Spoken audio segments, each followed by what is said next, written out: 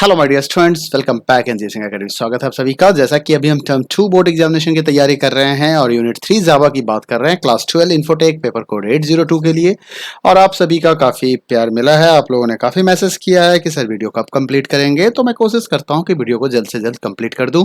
मुझे पता है कि आपका आने वाला एग्जाम 4 जून को है और आप काफ़ी चिंतित भी होंगे, और मैंने पीछे भी बताया था कि आपके लिए जावा काफ़ी इंपॉर्टेंट है, क्योंकि अगर जावा के 25 मार्क्स आपने कंफर्म कर लिए तो यूनिट 4 के, मान लो यूनिट 4 की तैयारी आपने नहीं भी कर पाए हो, तब भी आपके स्कोर 30 आउट ऑफ 30 हो सकते हैं अगर एम्प्लॉयबिलिटी स्किल्स में आपने पूरे 5 के 5 नंबर ले लिए तो अब समस्या ये है कि अभी तक आपका जावा कंप्लीट रिवीजन नहीं हुआ है, तो आप बिल्कुल परेशान मत होइए, आपके लिए मैं हूं और मैं आपका रिवीजन कराऊंगा, बिल्कुल कराऊंगा, और सारे रिवीजन कराऊंगा, वो भी फ्री में अवेलेबल है।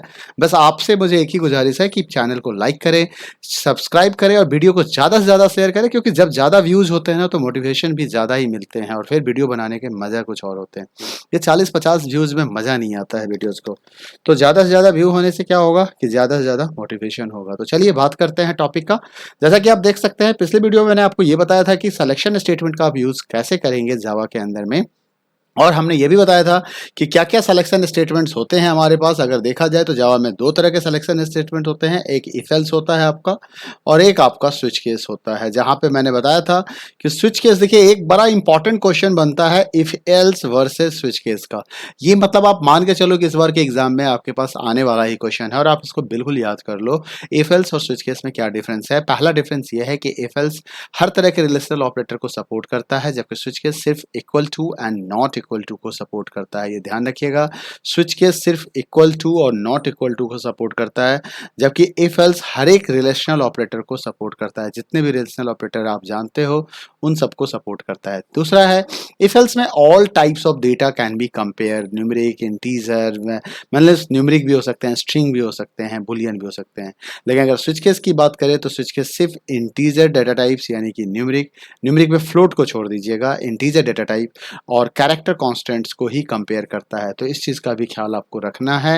ये 2 बेसिक डिफरेंस है जिसके बेस पे आप 2 नंबर स्कोर कर सकते हो। एक डिफरेंस और बता दूं कि इफ एल्स केस में नेस्टेड का कंसेप्ट होता है। हम कई तरह के लेस देन ग्रेटर देन हर कंपेरिजन कर सकते हैं, जबकि स्विच केस में हमारा less than greater than comparison नहीं होता है और नेस्टेड बनाने के बाद ये कॉम्प्लेक्सिटीज बढ़ती चली जाती है। ठीक है, तो दोनों का अपना अपना इंपॉर्टेंस है, दोनों के अपने अपने यूज है, उसके हिसाब से आप इसे यूज कीजिएगा। चलिए बढ़ते हैं आज के टॉपिक पे, और आज का टॉपिक है आपका repetition statement. Actually repetition statements होता क्या है, तो जो आप लूप लिखते हो अपने प्रोग्राम्स के अंदर में, लूपिंग का कंसेप्ट होता है। कई बार क्या होता है, सिचुएशंस ऐसे होते हैं कि आपको एक ही तरह के कोड को बार बार एग्जीक्यूट कराना हो सकता है, और ऐसे कंडीशंस को हैंडल करने के लिए, ऐसे सिचुएशंस को हैंडल करने के लिए हमारे पास रिपीटेशन स्टेटमेंट होते हैं। जैसे consider task such as reading a book, first you open the book, then repeatedly read a page, flip the page until you get the end of the book and close the book. मतलब flipping का काम जो है, reading of page और flipping of page का काम continuous चलता है जब तक कि आपका बुक एंड पे नहीं पहुंचता है।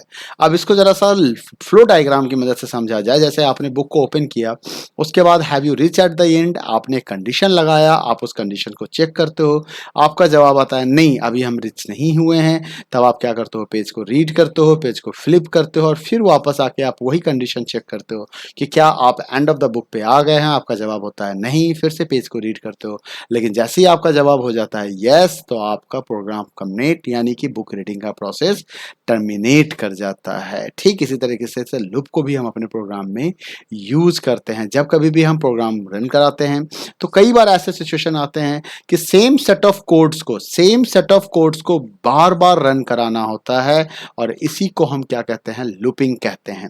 The sequence of statements that is repeated again and again is the called. अब देखिए, जब कभी भी आप लूप की बात करेंगे तो यहाँ पे कुछ इसके कंपोनेंट्स हैं जिसके बारे में आपको बिल्कुल याद होना चाहिए। लूपिंग का मतलब हो गया execution of the same set of statements again and again repeatedly until some condition is met, some condition is true, that is called looping.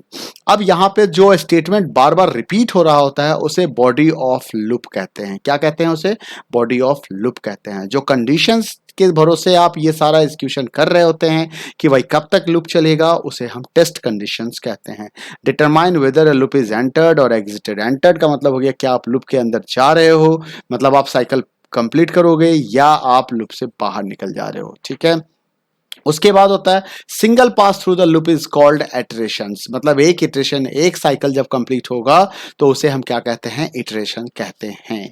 अब repeat the execution of the body. अब हमारे पास जावा के पास तीन तरह के लूपिंग स्टेटमेंट हैं, while, do while and for. While and do while से related आपके पास एक क्वेश्चन तो कंफर्म है, और वो क्वेश्चन है व्हाइल वर्सेस डू व्हाइल। अभी बताऊंगा कि क्या मतलब होता है। देखिए, व्हाइल स्टेटमेंट्स एक ऐसा लूप है जो हमें ये फैसिलिटी देती है कि सबसे पहले आप कंडीशंस को चेक करते हैं, फिर अगर कंडीशन आपका ट्रू होता है तो आप बॉडी ऑफ लूप को एग्जीक्यूट कराते हैं। The loop which allow you to check the conditions before the execution of the body, that is called while loop. ठीक है, और व्हाइल लूप के अंदर में क्या होता है, जरा सा ध्यान से देखिए। व्हाइल का सिंटैक्स क्या है, व्हाइल एक्सप्रेशन, एक्सप्रेशन का मतलब यहाँ पे कोई कंडीशन आएगा and then you are going to write some statements here. अब मान लीजिए एक छोटा सा प्रोग्राम के थ्रू आपको समझाया जाए इसी क्वेश्चन को। सपोज कीजिए किसी ने ये कहा कि print the sequence of numbers from 1 to 5, 1 to 5 के बीच के नंबर्स को आपको प्रिंट करने हैं। इस बीच में मैं नेटविन से स्टार्ट कर लेता हूँ, सो दैट कि अगर कोई कोड करना हो तो मैं कोड करके भी आपको दिखा दूंगा। तो ये मेरा नेटविन मैंने स्टार्ट कर दिया यहाँ पे। ठीक है, अब हम यहां पे देखिए कि print the sequence of the numbers from 1 to 5, मतलब आपको 1 से 5 तक के नंबर को प्रिंट करना है। तो इस प्रोग्राम को आप कैसे रन कराएंगे, सबसे पहले आपको क्या करना होगा, आपको एक वेरिएबल लेना होगा और उसकी वैल्यू मान लीजिए 1 लेना होगा। उसके बाद this is called declaration and initialization of the control variable. Control variable का मतलब होता है वो वेरिएबल जो लूप के कंडीशंस को चेक करता है, वो वेरिएबल जो डिसाइड करता है कि लूप का एग्जीक्यूशन कितने टाइम्स तक होगा, उसे हम कंट्रोल वेरिएबल कहते हैं। जैसे कि मैंने यहाँ पे n एक कंट्रोल वेरिएबल लिया। इसके बाद हम क्या करेंगे, हम कंडीशन चेक करेंगे, क्योंकि हमें 1 to 5 तक प्रिंट करना है। तो मैंने कंडीशन लगा दिया while n less than equal to 1, या आप एक कंडीशन लगा सकते हो व्हाइल n लेस देन 6। तब तक के लिए हमारा लूप चलेगा। और इसके अंदर में अब आके हम क्या करेंगे, हम चेक हमारा कंडीशन ट्रू होगा तो हम क्या करेंगे, यहाँ पे system dot out dot print ln. ठीक है, इसके पहले आप एसओपी मान लीजिए, एसओपी लगा हुआ है सिस्टम डॉट आउट, और यहाँ पे मैंने एन की वैल्यू को प्रिंट करा दिया। यही काम हमारा यहाँ पे भी हो जाएगा, एसओपी एलन, और यहाँ पे आपने एन को प्रिंट करा दिया। अब क्या है, एन की वैल्यू को चेंज भी करनी होगी, यानी कि रीइनिशियलाइज करनी होगी, तो हमने एन प्लस प्लस लिख दिया और कंट्रोल लूप को बंद कर दिया। ठीक है, ऐसा ही आप यहाँ भी कर सकते हो, या आप चाहो तो n equal to n plus 1 भी लिख सकते हो। ठीक है, और इसको टर्मिनेट कर दो। तो इस तरीके से आपका ये प्रोग्राम टर्मिनेट हो जाएगा। जैसे कि देखिए, इसने फ्लो डायग्राम बनाया है, एल्गोरिथम लिखा हुआ है, first initialize number 1, then check the number is less than equal to 5, print the sequence of number, increment the number by 1 and go to the step number 2, so that कि आप फिर से check कर पाए कि आपका नंबर 5 से कम है, से 5 कम। अब इसी प्रोग्राम को जावा के अंदर आपको दिखाया गया, कैसे आप कोडिंग करेंगे तो जावा के अंदर आके देख सकते हैं। मैं आपको ये कोडिंग करके दिखा देता हूँ। यहाँ पे मैं आता हूँ, राइट क्लिक करता हूँ, एक बार मैं अपना जूमर स्टार्ट कर लूँ, मैग्नीफायर, तो ये आ गया हमारा मैग्नीफायर। इसको मिनिमाइज कर दीजिए और कंट्रोल प्लस, चलिए तो यहाँ पे मैं आ जाता हूँ, फाइल में करता हूँ न्यू फाइल, कंट्रोल एल भी कर सकते थे आप। यहाँ पे मैंने लिखा यहाँ जावा क्लास के अंदर ये प्रोजेक्ट का नाम हमारा जावा एप्लीकेशन ले रहा है, तो मैं इसको एक बार कैंसिल करूंगा, क्योंकि मुझे किस प्रोजेक्ट में काम करना है, मैं हेलो वर्ल्ड में काम करना चाहता हूँ, इस हेलो वर्ल्ड के अंदर में। तो यहाँ पे राइट क्लिक कर देता हूँ, यहाँ से न्यू करके जावा क्लास ले लेते हैं, और यहाँ पे न्यू क्लास का नाम दे देता हूँ मैं वाइल्ड डेमो, और वाइल्ड डेमो के अंदर में मैं यहाँ पे कर देता हूँ फिनिश। तो ये देखिए मेरा प्रोग्राम कहाँ बन गया, ये प्रोग्राम मेरा बन जाएगा हेलो वर्ल्ड के अंदर में। अब यहाँ पे आपको क्या करना है, system dot print ln, system public static void main इसके अंदर में नहीं है, इसने क्लास बना दिया, जबकि मुझे एक मेन क्लास भी चाहिए। तो मैं यहाँ पे सबसे पहले क्लास तो ठीक ही है, पब्लिक स्टैटिक वॉइड मेन लिखता हूँ, पब्लिक स्टैटिक वॉइड मेन, और यहाँ पे स्ट्रिंग आर्गस, ठीक है, स्ट्रिंग आर्गस, इसके नीचे ओपन कर ली ब्रैसेस, क्लोज कर ली ब्रैसेस। यार अब मैं यहाँ पे वेरिएबल क्रिएट कर लेते हैं, क्योंकि मुझे वाइल का डेमो देना है। तो मैंने n इक्वल टू लिख दिया 1, एंड यहाँ पे लिख देता हूँ वाइल n, कंडीशंस को ब्रैकेट के अंदर लिखते हैं, while n less than equal to 5, इसको क्लोज किया, यहाँ पे ओपन कर ली ब्रैसेस दिया, और यहाँ पे मैंने लिख दिया सिस्टम। अब एक मिस्टेक मैंने कर रखा है, वो मिस्टेक क्या है, इनिशियलाइजेशन। मैंने डेटा टाइप नहीं बताया वेरिएबल को डिक्लेयर करते समय। पीछे मैंने बताया था कि सबसे पहले आपको डेटा टाइप डिसाइड करना होता है, फिर वेरिएबल का नाम डिसाइड करना होता है, और वेरिएबल के नाम में कुछ रूल्स हैं कि अल्फाबेट्स ही होंगे, डिजिट्स ही होंगे, अंडरस्कोर होंगे। वेरिएबल का नाम कभी भी डिजिट और स्पेस से डिजिट से स्टार्ट नहीं होगा, कोई स्पेशल सिंबल यूज नहीं होगा, एक्सेप्ट द अंडरस्कोर और डॉलर साइन आप कह सकते हो। उसके बाद क्या है कि नाम में स्पेस अलाउड नहीं होता है, एंड किसी कीवर्ड को हम as a variable name use नहीं कर सकते हैं। ठीक है, यहां भी मैंने एक मिस्टेक कर दिया है, और वो क्या है, सेमीकोलन। आप देख सकते हैं कितना स्मार्ट नेटबिन्स है, हर जगह जहां भी मिस्टेक हो रहा है वहां वहां ये मुझे इंडिकेट कर दे रहा है। अब हमारा प्रोग्राम कंप्लीट हो गया। अब मुझे क्या करना है, यहाँ पे राइट क्लिक करके मैं फाइल को कर देता हूँ रन। रन करने के बाद आप देखिए आपके पास आउटपुट आ जाएगा 1 2 5। कोई एरर नहीं है, it's will take some little bit time. देखिए रन हो गया, 1 2 5 आपका प्रिंट हो गया। अब इसी जगह पे किसी ने कह दिया आपको स्क्वायर ऑफ नंबर को प्रिंट करके दिखाओ, तो क्या करोगे भाई, n मल्टीप्लाई n कर दो, कंट्रोल s कर दो, राइट क्लिक करो, राइट क्लिक के बाद आप यहाँ पे रन फाइल करो। अब देखो 1 का स्क्वायर, 2 का स्क्वायर, 3 का स्क्वायर, 4 का स्क्वायर आ जाएगा। तो इस तरीके से आप प्रिंट कर सकते हैं। अगर किसी ने कह दिया कि रिवर्स ऑर्डर में प्रिंट करके दिखाओ, 5 to 1 प्रिंट करके दिखाओ, तो just change the condition, change the condition. अभी आप 1 से 5 की ओर जा रहे थे ना, अब आप 5 से 1 की ओर जाएंगे, 5 से 1 की ओर जाएंगे। तो मैंने क्या चेंज किया, 1 की जगह पे 5 लिख दिया। यहाँ पे लेस देन इक्वल टू 1 लिखा था, अब ग्रेटर देन इक्वल टू 1 लिख दिया, मतलब लेस देन इक्वल टू 5 था तो 1 लिख दिया, मतलब 5 और 1 एक्सचेंज हो गए। और यहाँ भी एक्सचेंज करना होगा, प्लस प्लस की जगह पे आपको माइनस माइनस करना होगा। राइट क्लिक करके प्रोग्राम को रन कराइए, देखिए ये आपका ये 25 16, मतलब ये क्या कर रहा है, स्क्वायर रिवर्स में प्रिंट कर रहा है। अगर मल्टीप्लाई एन, मैं यहाँ से एन मल्टीप्लाई एन हटा के रन फाइल करता हूँ, तो आप देख सकते हैं ये 5 4 3 2 1 प्रिंट कर रहा है। तो it's not a very difficult, इतना ज़्यादा टफ भी नहीं है, बस थोड़ा सा ध्यान से समझने की ज़रूरत है आपको, और आपके लिए प्रोग्राम आसान हो जाएगा। चलिए आगे देखते हैं अगला क्या है।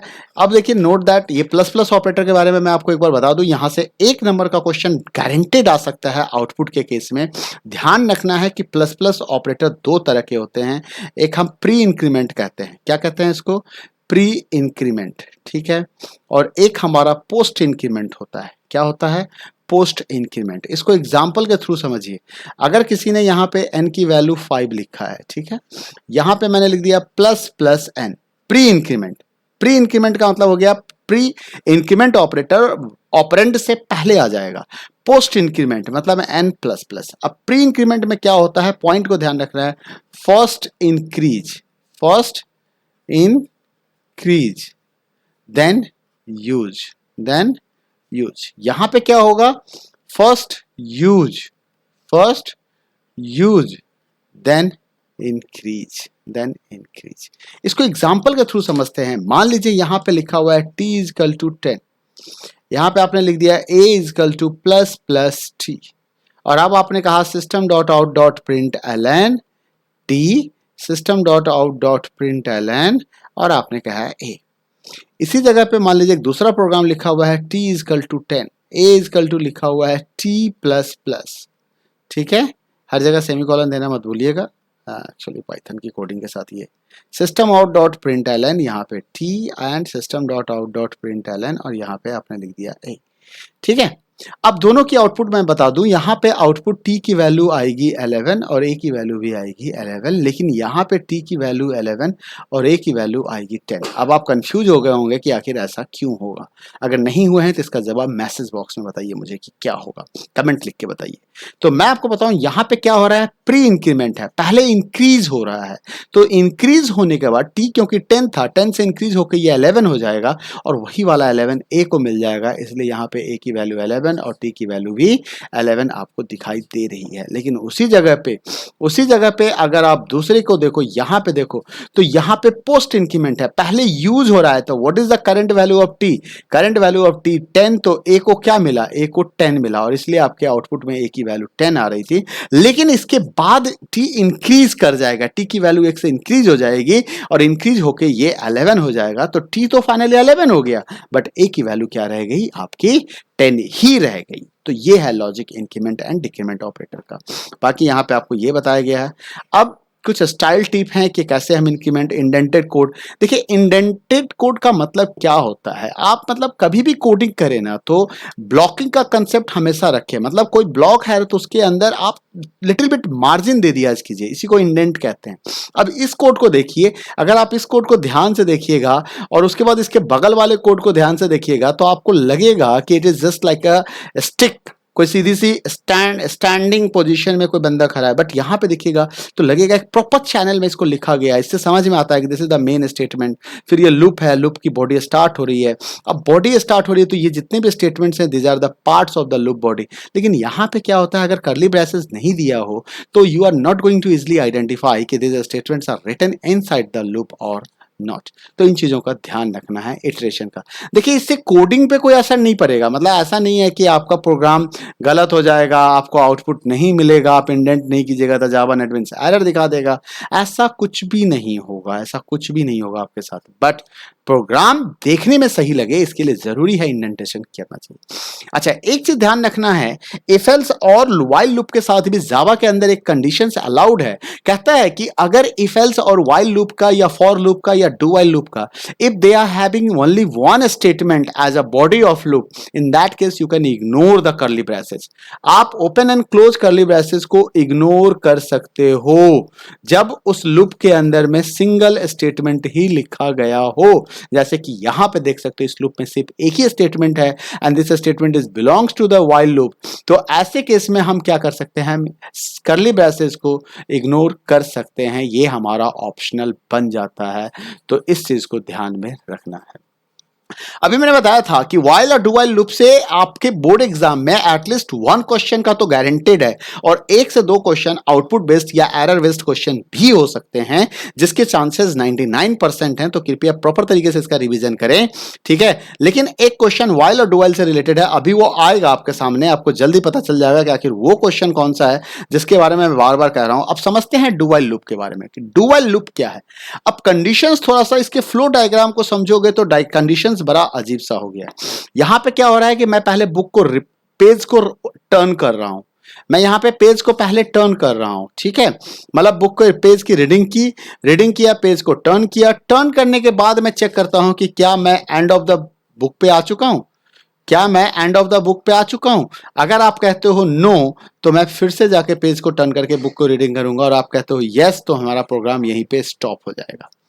मतलब क्या है कि व्हाइल और डू व्हाइल के बीच में जो डिफरेंस देखने को आपको मिलेगा वो डिफरेंस ये है कि व्हाइल कहता है कि first check the condition, then if condition is true then only execute the body of the loop. While do while कहता है कि नहीं, पहले बॉडी ऑफ लूप को एग्जीक्यूट करा दो, पहले बॉडी ऑफ लूप को एग्जीक्यूट करा दो और उसके बाद कंडीशन को चेक करो, उसके बाद कंडीशंस को चेक करो। तो ये एक बेसिक डिफरेंस है व्हाइल और डू व्हाइल के बीच में। माफ करना मैं चाय भी पीऊंगा बीच में, ठीक है। अब आओ समझते हैं चीजों को कि डू व्हाइल लूप का जरा स्टेटमेंट देखो। यहां पे सबसे पहले आपको डू कीवर्ड को यूज करना होता है, उसके बाद ओपन कर्ली ब्रेसेस देना होता है, फिर बॉडी ऑफ लूप आ जाता है, उसके बाद क्लोज कर्ली ब्रेसेस, उसके बाद while expression, while statement and then expression आता है। तो कुछ ये कंपोनेंट होंगे आपके कंप्लीट प्रोग्राम के अंदर में। आइए आगे चलते हैं, एक एग्जांपल्स को देखते हैं। Let us write the same program to print the squares of the numbers from 1 to 5। अब इसी प्रोग्राम को मैं चेंज करता हूं और इसी प्रोग्राम को मैं डू व्हाइल के तौर पे लिखने की कोशिश करता हूं और उसके बाद देखते हैं कि हमारा प्रोग्राम क्या करता है। जैसे एक प्रोग्राम हमने number 1 do system dot print square print L and this and print number less than equal to 5, और उसके बाद देखते हैं हमारा आउटपुट क्या आ रहा है।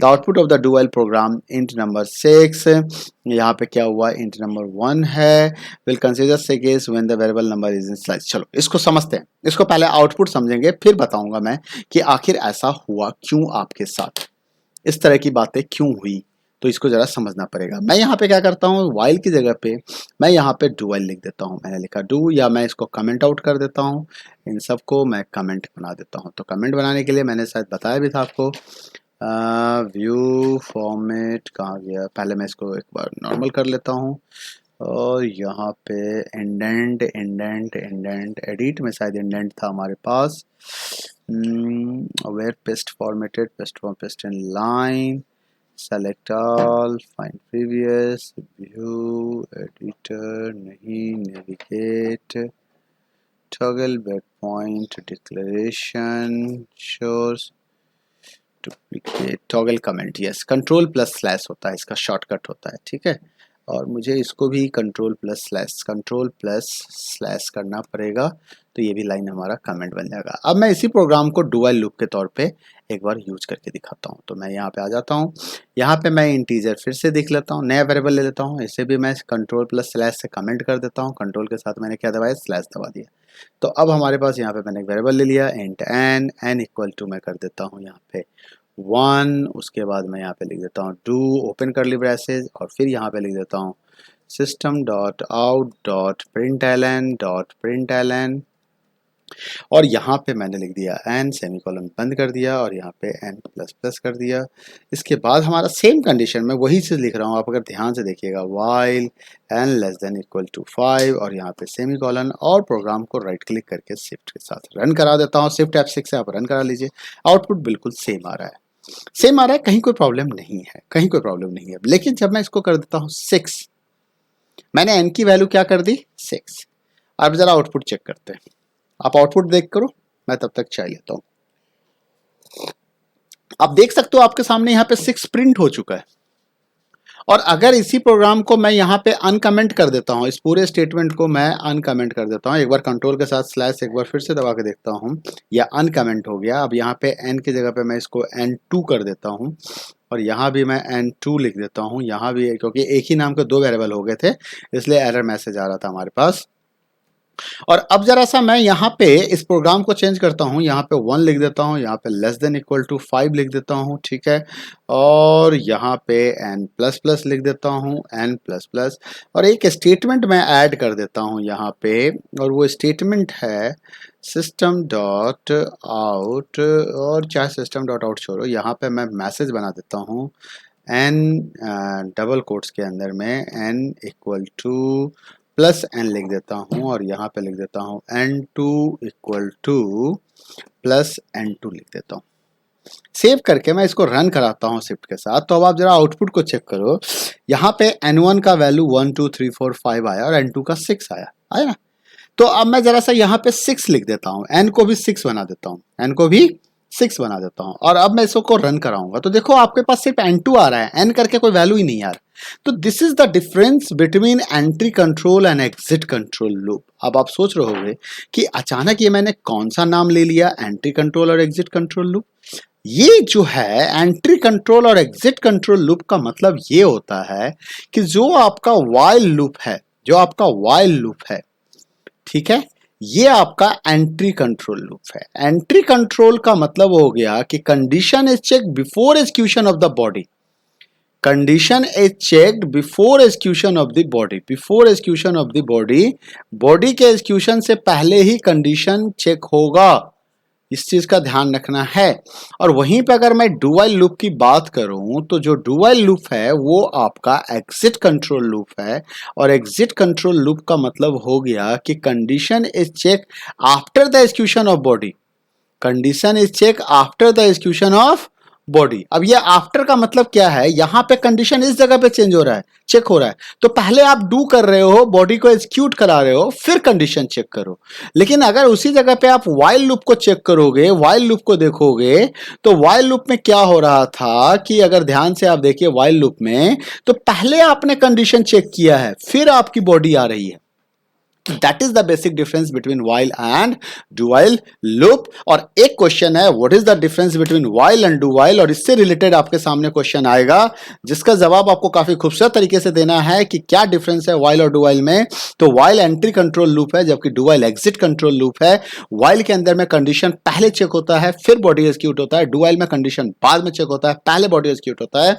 while के केस में अगर कंडीशन फॉल्स है तो एग्जीक्यूशन बिल्कुल नहीं होगा, जबकि do while के केस में कंडीशन फॉल्स है तो एटलीस्ट एक बार एग्जीक्यूशन हो जाएगा। एक बार फटाफट इसको रिवाइज कीजिए, तब तक मैं चाय की सिप लेता हूं। आगे देखिए, ये स्टेटमेंट पढ़ लिया ना, क्या है, while loop is an entry control and do while is exit control। Test the condition prior to running a block, test the condition after running the block। while loops runs 0 or more times, है ना। do while loops runs once or more times, but at least once। यहाँ पे कह रहा है नहीं, never be executed, condition false होगा तो बिल्कुल एग्जीक्यूट नहीं होगा। तो ये कंडीशन रहा body of loop executed at least once, body only when condition is true. और सिंटैक्स को ध्यान से रखना है। कॉमन कोडिंग एरर्स है लूप के केस में। कॉमन कोडिंग एरर में क्या आ सकता है ये देखिए जरा, कहता है लूप, कई बार लूप इनफाइनाइट हो जाते हैं। वो कंडीशन अगर आपने, जैसे आपने दे दिया number 1 number less than equal to 5 और आपने नंबर प्लस प्लस लिखना भूल गए, नंबर की वैल्यू तो आप चेंज ही नहीं कर रहे हो, तो ऐसे सिचुएशन में आपको ये इनफाइनाइट टाइम्स तक के लिए लूप एग्जीक्यूट कर जाएगा। कुछ सिंटैक्स एरर्स हो सकते हैं। सेमीकोलन कई बार हम भूल जाते हैं, कई बार सेमीकोलन हम लूप के लास्ट में लगा देते हैं, जैसे आपने यहां पे सेमीकोलन लगा दिया, ये एरर है, ठीक है। उसके बाद क्या हो गया, आपने यहां पे सेमीकोलन लगा दिया, ये एरर है, यहां सेमीकोलन नहीं लगाया, ये एरर है। और कई बार डू व्हाइल लूप में क्या होता है, डू व्हाइल लूप में एक चीज और ध्यान रखना है कि ये चीज देख लीजिए, व्हाइल में यहां कोई सेमीकोलन नहीं है, लेकिन डू व्हाइल में यहां पे सेमीकोलन होता है, because this is the end of the statement. इस लूप का सबसे लास्ट स्टेटमेंट है, इसलिए हमें यहां सेमीकोलन देना होता है, तो इस चीज को ध्यान रखना है। इसके बाद हमारी बात आती है फॉर लूप के बारे में। तो फॉर लूप के बारे में मैं अगले वीडियो में बात करता हूं, तब तक के लिए आप तैयारी करें। और वीडियो पसंद आए तो वीडियो को लाइक करें, शेयर करें। चैनल सब्सक्राइब नहीं किया है तो प्लीज सब्सक्राइब कर लें, प्लीज सब्सक्राइब करें। चैनल का सब्सक्रिप्शन बहुत ही जरूरी है आप सभी के लिए और मेरे लिए भी।